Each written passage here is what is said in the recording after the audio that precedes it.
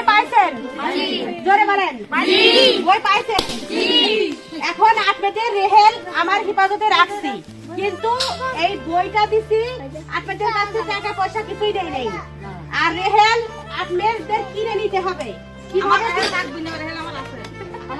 লাগবে না? আচ্ছা যাই হোক, শোনেন, আপনাদের কিনে নিতে হবে। সেটা কেমন?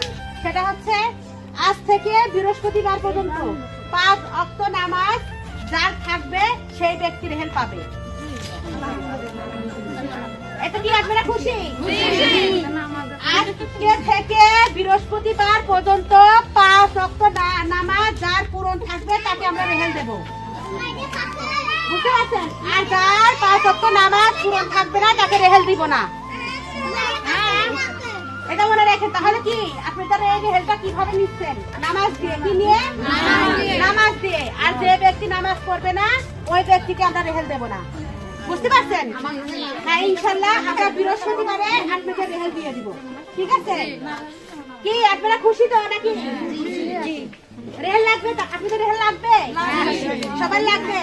আর এই রেহেল আপনাদের কাঠের রেহেল দেবে ইনশাআল্লাহ। আপনারা হয়তো রেহেল থেকে যাবে।